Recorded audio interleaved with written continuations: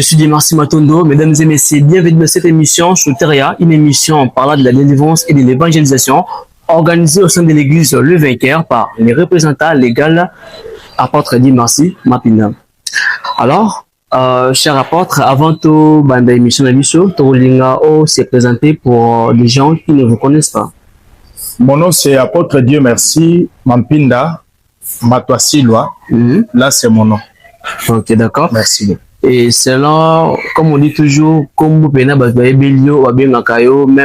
l'église, de partout, là où on vous invite, comme on dit, vous mettez ça légal en fait. Comme vous avez apôtre Dieu merci. Apôtre Dieu merci. Apôtre Dieu merci. Ok, d'accord. Et une question de curiosité, avant tout débuter sur notre sujet ou notre thème OISA captivant. Donc, nous allons parler sur un thème OISA délivrance, donc la délivrance.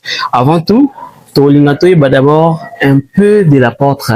Apôtre, alors, quelle année que vous avez commencé votre ministère? Moi, j'ai commencé, je me suis converti vers l'année 1991.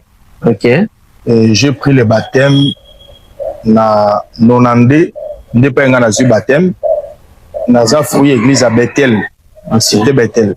Okay. N'est pas un baptême et on a évolué vers les années 1995.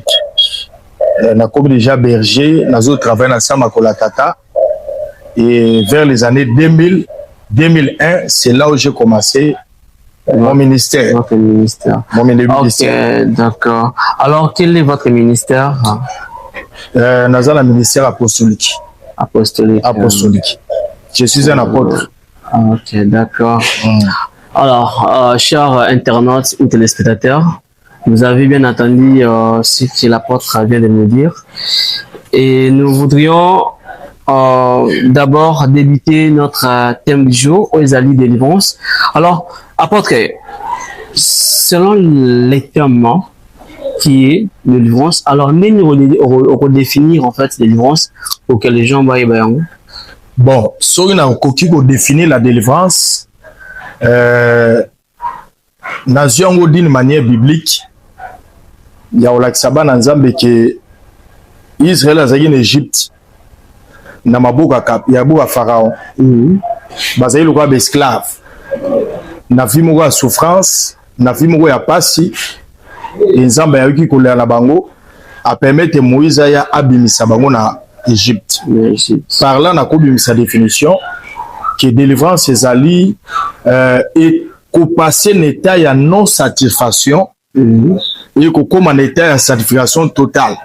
Okay. Parce que tant basé en Égypte, il y a un état non satisfaction parce que kuna bane au souffrir et nzamba longoli bango état wana amemi bango état mususu ndepe baki na kana na mboka okulele le miel. Donc ça dit délivrance ezali ko longola mutu na bisika ya passe na bisika ya souffrance ko mema mutu na sika ya gloire na sika ya réussite. C'est ça la délivrance en un mot. Pour le voilà. OK. Ça va? Donc, délivrance, comme on dit apporte expliquer mission, et ça, kolongola, on état ya passi, comme imae, na état ya bien.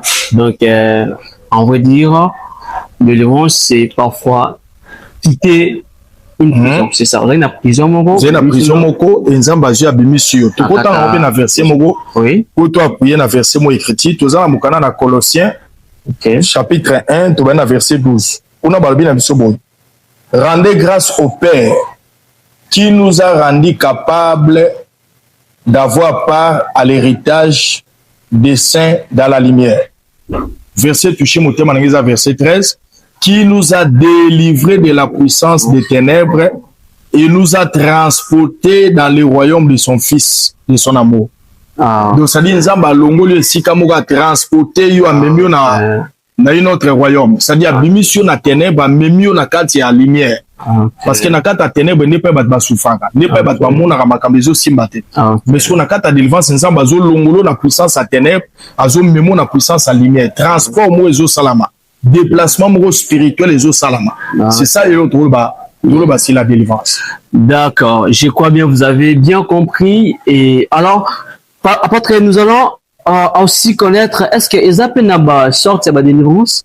bon surtout que na ba délivrance tout le monde a que ils ont ba délivrance monsieur za ba délivrance partielle. OK.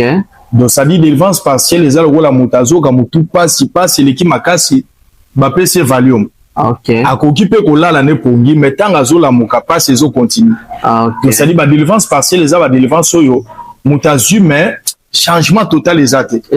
Ba prier pour na ya koi ba demo ba bimi mais après quelques temps ba le mona sou makamusi zo marcheté. Ba makamusi zo ya wana za délivrance partielle. Tout ça peut na délivrance au bengi délivrance totale. Délivrance totale les délivrance oyo mutu vraiment leki na délivrance, aleki na ba kirdam, aleki na ba confession, to localiser ba porte d'entrée ou ba le utungisa mutu wana et mutu na bo sambeli pona ye milima be kei parce que na kata délivrance elo ba babo ça na confession est tellement importante. Bible lobby c'est à confessant qu'on parvient au salut. C'est-à-dire lobby qu'on a vu à mutu ya attend muta tubeli. Tant muta confesser à reconnaître que non on a vu na ngana fungula ba porte d'entrée. Ba porte na nga yango tala mama na sala ki yango et musala nzamba alexia na prière à renoncement. Et tant bo sala mutu na délivrance. OK. Avec la repentance sincère, il peut aussi recevoir la délivrance totale. Donc si ceux qui te comprennent bien, on récapitule qu'il y juste des délivrances partielles et puis na délivrance partielle, délivrance totale. Nous avons la délivrance, monsieur Salamara na secte monsieur ka exorcisme. OK. Wana na mona ngomi bata catholique ba sala ngoko. Ngoko tana adwana ke parce que baza libre au sala ndenge baza convaincu. Wana za o ba ba sala mais o biso toza nango pour ça mutan la totalement libre. Parce que Bible si le fils de Dieu vous a franchi, vous serez réellement libre. La délivrance totale. Alors la délivrance totale c'est nga fu mutale kana ba confession. Mutale kana ba kirdam. Parce que na mona ngambi lelo na Congo Boumou na l'église, musumu na musala nzamba zote ya bat ba okoya ba démon bazo koye. Là ce n'est pas la délivrance totale. Ah bon? Là ça peut être aussi la délivrance partielle parce que la personne personne est touchée par la puissance du Saint-Esprit. Peut-être des moutons n'a pas sali repentance, peut-être des moutons n'a pas les moussa les na confession, mais Dieu peut les toucher, lui m'a bimi.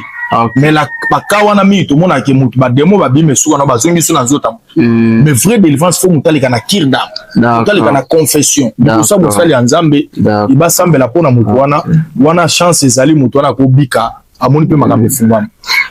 OK, binomoro boyoki, je crois bien boyoki kolanda ya pasteur et apôtre pardon, mais expliquer biso ba chance de délivrance ameki ko kene musika te po aboyi ko déborder parce que les âmes de délivrance mususu eza dédié aux autres religions. Aux autres religions. Moni azaki un peu limité. Ceux qui n'a cadrage ya surtout c'est possible. Alors vous qui avez besoin il y a délivrance quelqu'un qui a vu nayo et que vous êtes dérangé, vous qui nous suivez na internet, na TV partout dans le monde, n'hésitez pas à nous écrire dans commentaire tout localiser apôtre. Je crois bien vos solutions aux spirituels seront Toko bakisation lo mususu na kada mabali délivrance. Natangi na mukana na Psaume chapitre 50 verset 15. Bible lobi invoque-moi au jour de la détresse. Le jour de la détresse c'est quoi? Izaba jour au mari de nazo tondisa. Izaba jour là la rapongi a bien été. Izaba jour aux hommes be chèque l'équipe chèque ezo se répéter. Ba jour la détresse izaba jour aux senti que baninga bala la rapongi mais yo la rapongi te. Izaba jour aux senti que vie na yo makambezo marché te pauvreté zo roger na vie na yo. Aux hommes na vie les a accablé la plusieurs déceptions. Là c'est le jour de la détresse. Et nzamba lobi le jour de la détresse invoque-moi. Yoga réponse, je te délivrerai et tu me glorifieras. Mutawolo bango eza David. Abi nzamba okangola yo pe yo bando kumisa nzambe. C'est pour cela nazo profiter ko yebisa na bato ba olanda biso na ba réseaux sociaux pas union sozali mais quand on la vie na yo tu n'es pas satisfait. Dans un peu vie na ozana vie mawa vie mo ya passe ya souffrance. C'est ça. Tu as besoin de la délivrance. Tala bandoto na yo.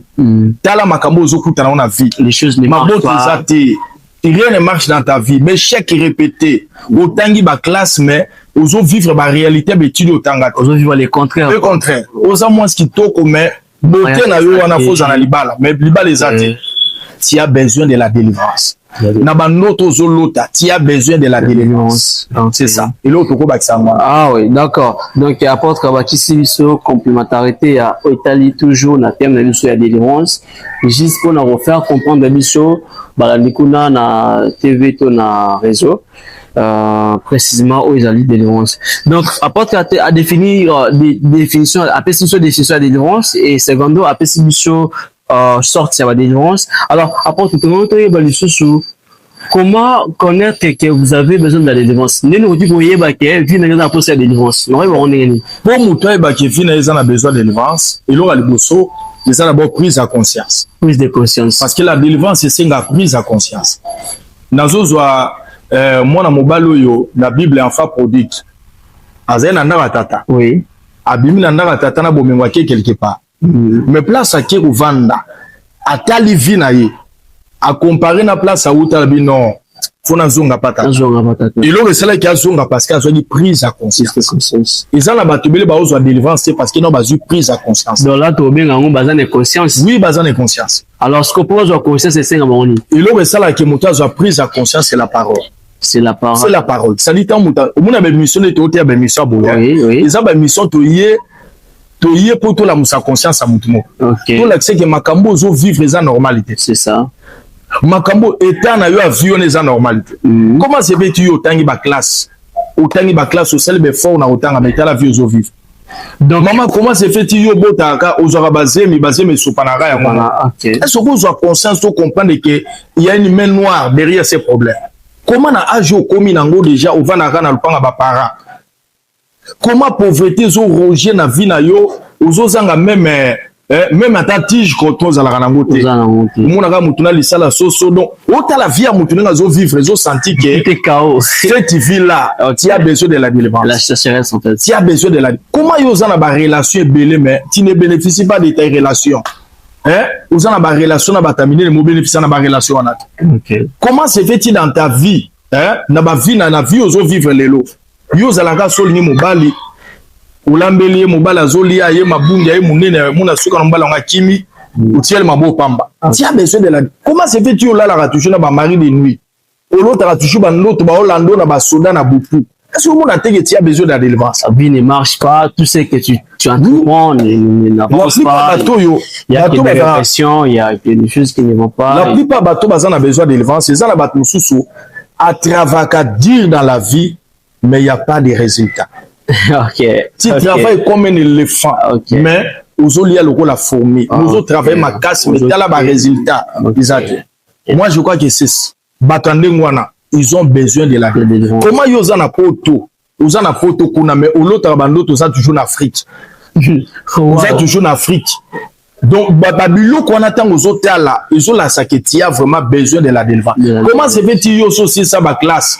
Ou l'autre a toujours un autre, ils ont un uniforme bleu-blanc. Ils ont une école, là, qui nous a dit, tu as besoin de la délivrance.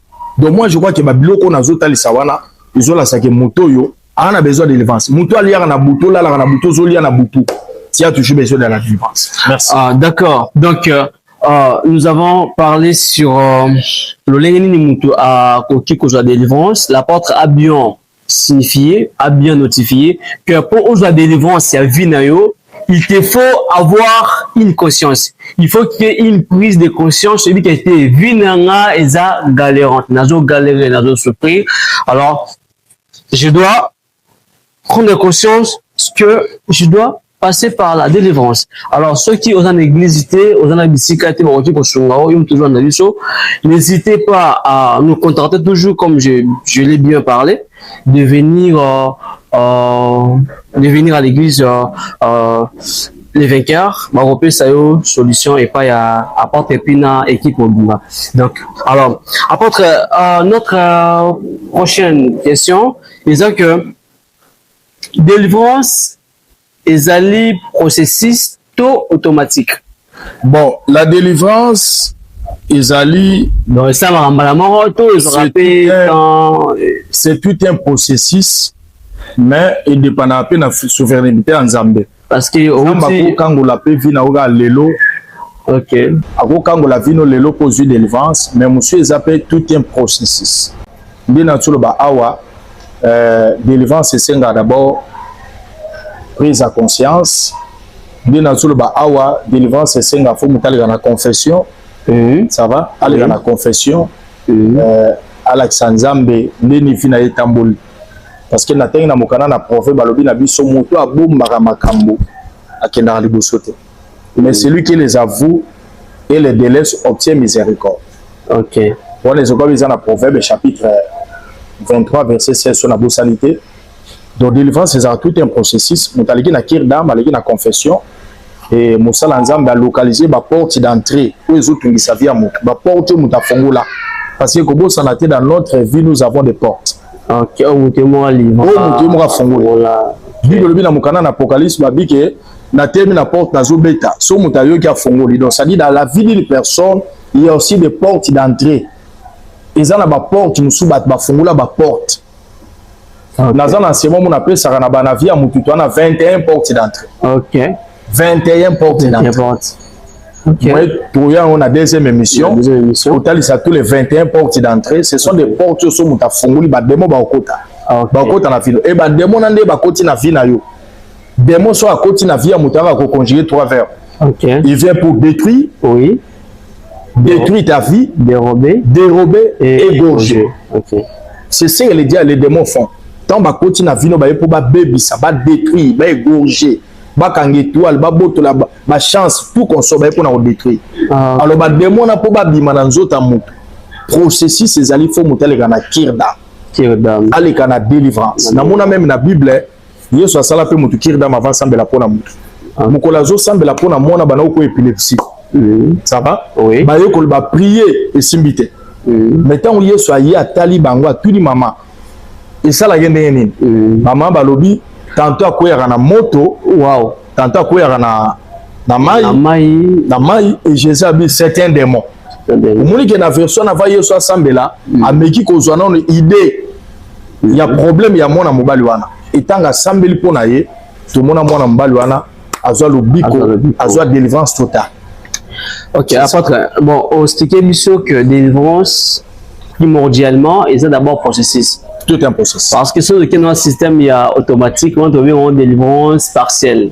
Genre monter une église, va prier, se sentir touché et du coup on se toucher à Koko, c'est aussi la délivrance. Là dans les cas automatique. Apôtre, bon, avant tous les cas de question chose on a plutôt tout mais un peu qu'on signifie le moment.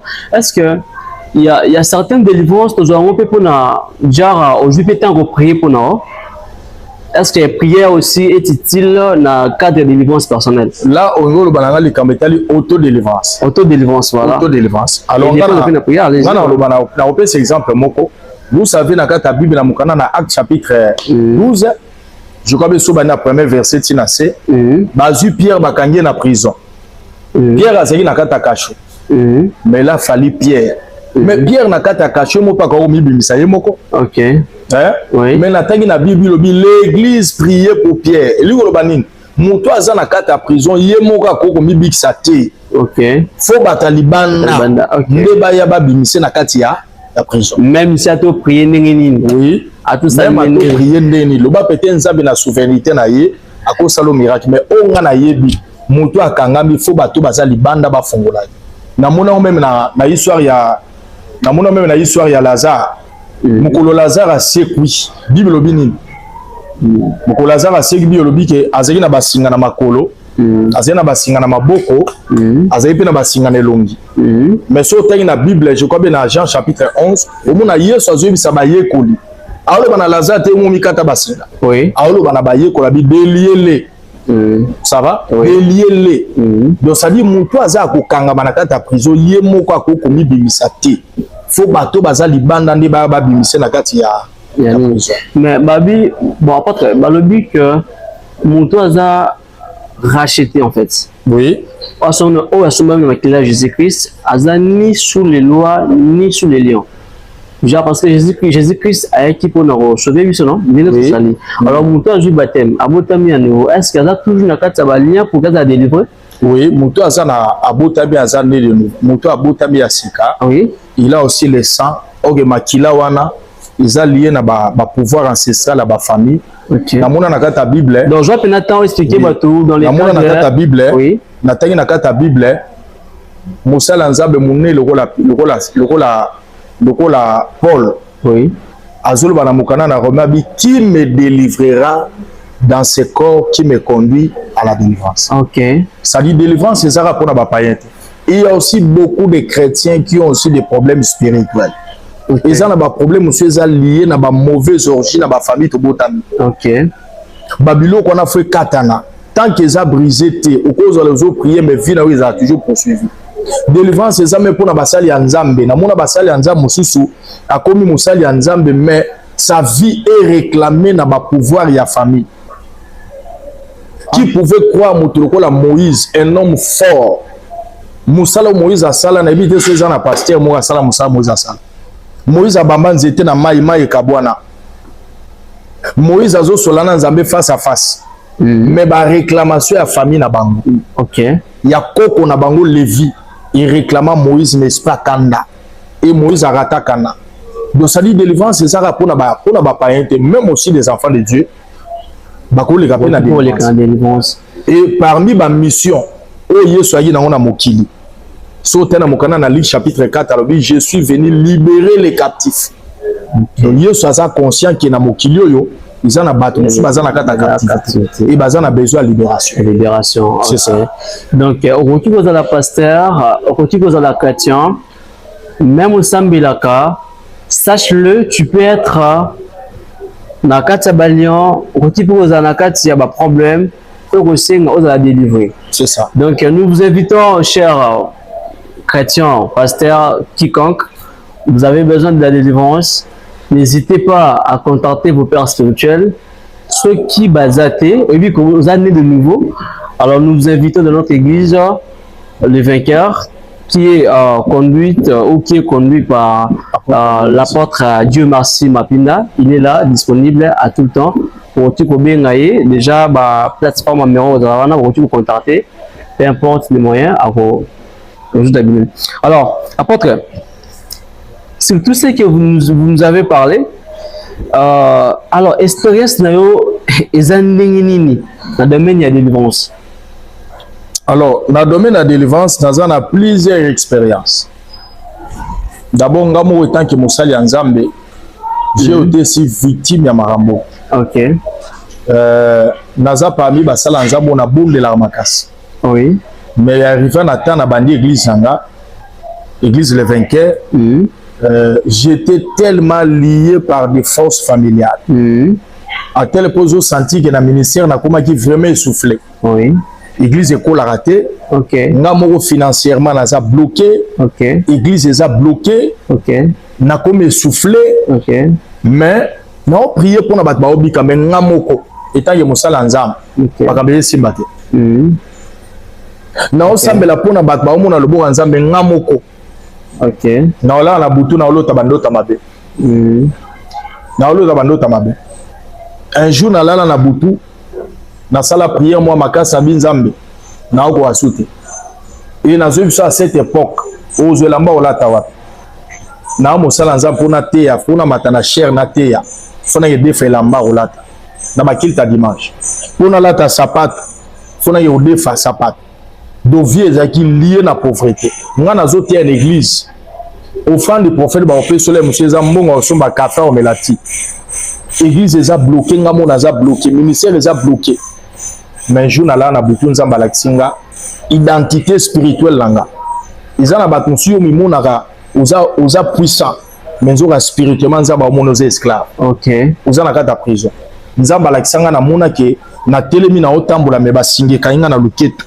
Ndenge kanga makako. Ok. Basinge kanga lokwa bakaso. Naza enchaîné. Mais naza na titre nini apôtre. Na titre ni pasteur. Et so na bandi ko avancer mo na ba rason ngwe bendinge zongi singa sima. Il n'a pas comprendre que ma vie n'avançait pas. Ma vie n'avançait pas. Pas de fiancé, pas de maison. J'ai dormi à l'église. Pas d'argent. Nana au kabelo mbongo. Nana au soutenir yo. Aucun partenaire. Ma vie était tellement bloquée. Et c'est là nakata noto na lala na butu vers les années 2001. Na lala na butu nzamba laksinga vision. Et je vis un pasteur que je connais, c'est lui aussi mon mentor, que je salue à passer le pasteur Rémi Dieka. Que Dieu vous bénisse avec Mara Lili. C'est là na mona nakata vision. mosala nzambe ayana abisinga batininga na fongola ayana epe akatinga basingo ekangaki nga alongolingi elamba mo balatisanga eza na bato mosusu ozolanda biso na tevawa balatisi elamba malchance balati elamba libabe balati o masque nga namona balongolinga bilamba balati nga ya salite ok na batongo naona lamuki na bino fona luka mosala nzambe wa nakenda pa mosala nzambe abisinga tia des problèmes spirituels il a prié pour moi et nazwe biso banda wana namona ba chaîne katana et c'est là pas na santa vie fungwami changement na santi changement na bali église fungwami lelo tokomi na une communauté église ezati na poto tina ngola église ekomi tina ba centre ville ministère efungwami c'est là pas na comprendre que la délivrance est au la vie à moi. Ah ok. La délivrance est au la vie à moi. On a des expériences en personnel. Où nangana partager. Mais nangana pas ça verser mon vraiment. Oui, on a biso pour tout ça. Tous en amokana na 2 Pierre. 2 Pierre chapitre 2 verset 7 tina verset 8. Babi na biso bon. Si il a délivré les justes Lot. Si il a délivré les justes Lot. Ah bah on va battre l'injuste. L'autre était juste, mais il avait aussi besoin de la délivrance. Okay. L'autre était juste. S'il a délivré le juste et l'autre, profondément attristé de la conduite sans frein dans leur dissolution. Car c'est juste qui habitait au milieu d'eux, tourmentait journellement son âme, jusqu'à cause de ce qu'il voyait et entendait de leurs œuvres criminelles. Ce qui nous a Kangola, le juste et l'autre. Nazo souligne bien le juste et l'autre. N'habitez les païens l'autre. Le juste. L'autre était un homme juste. Mais il avait besoin aussi de la délivrance. Pourquoi il avait besoin de la délivrance? Pas y a qu'on vend c'était comme une prison. Sodome na Gomorrhe ils ont la prison pour l'autre. Tant que nous avons battu au kufa, battu avancé. Il n'y a pas de progrès, il n'y a pas de résultat. A senti que nous avons offert quelque part. Nous avons emprisonné quelque part. Bien que nous avons mais nous avons emprisonné. Balobi l'autre azaki attristé na motema azaki na souci makasi na motema na ye azaki na passe makasi na motema il faut comprendre que nzambe kwa kango la vie ya moto ezaka pe likamba titi na moto. Ok ils na bato mosusu aza na ba problème il s'en fout amono apa na banganda moni na ba boîte de nuit il s'en fout talité mais zo bazo ba te problème o ekangi wana soka traitango te lobe ko kotie na sama be ok ayo ba te problème ekangi soka traitango te lobe ko pe se retard na vie. Ok. Parce que les démons va ça peut me retard na vie. C'est ça. Preuve année na zo bisabato ba olananga tala baninga ba génération na bino. Les ba na vie à succès na vie à gloire mais tala vie na. Tala vie na tala âge komi nango tala makambo okutana. C'est ça. Ezo la saketi a besoin de la délivrance. L'autre était attristé. Tant azo tala vie na ye. Tant azo tala famille na ye. Tant azo tala ba situation financière. Tala situation na ye sociale. Tout on est ba na PC pas sa motema. Et c'est ce qui a poussé à Dieu de les délivrer. De les délivrer. Merci. Voilà, c'est tellement magnifique que apôtre de nous parler sur la délivrance et en plein détail. Alors apôtre, peut-être ça sera notre dernière question, je ne sais pas trop. Alors, pour na bato baza libande ya pays, bato baza misika, ou baza na capacité yako ya en église. Comment déjà la facilité en fait c'est correction de pour la prière de délivrance. Alors pour la correction de bus c'est facile lors les bosso to senga na nous au partager émission au liker et toujours senga pe na yo au s'abonner na Mampinda TV. OK. Mampinda TV pour l'Arabie sur l'émission Soteria. Tous en a ba programme belé au tolobela mingi pour na aider bana nzambe. OK. Donc s'abonner, partager, liker, tu peux sauver aussi une vie et ami balé sur ça na posta na biso personnellement, benga biso na WhatsApp na numéro na biso mtoza na poto. Il suffit ka bengi na 00243 89 880 18 35 ou nos biso facilement. Nous y apporte yemoko, ils a numéro na privé. So bengi biso ozabiso facilement ba numéro musu na zana ngo je pas ba komango pe wana toza na numéro ya Vodacom toza pe na numéro ya Airtel ba otela biso wana et so bengi biso ozabiso facilement Ah OK, d'accord. Donc vous qui êtes à l'étranger ailleurs ma petit moyen ni numéro qui rejoindre l'église le vainqueur la capacité à délivrer, même à travers les appels, à travers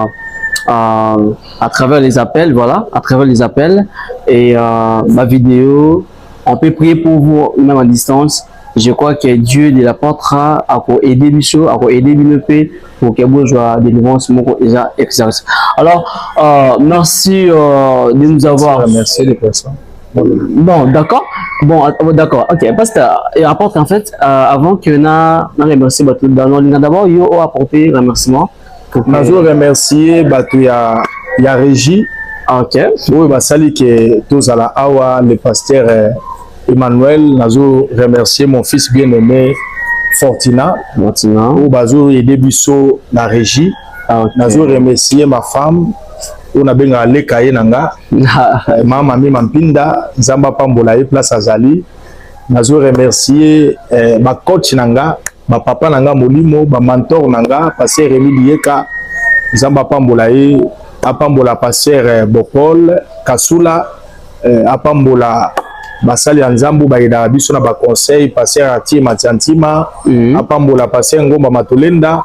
Et apambola bana nga nyonso ya communauté chrétienne les vainqueurs ya Yolo ya Ngiringiri ya Kimbantseke ya Pascal ya Fobanke ya Angola pourquoi pas baza pe l'église en France apambola prophète Cédric memba ta place à en France à bénir bango je crois bien basé belé moi tout temps ba kombo nyonso ezalité en tout cas merci zamba pambola bango. OK, d'accord.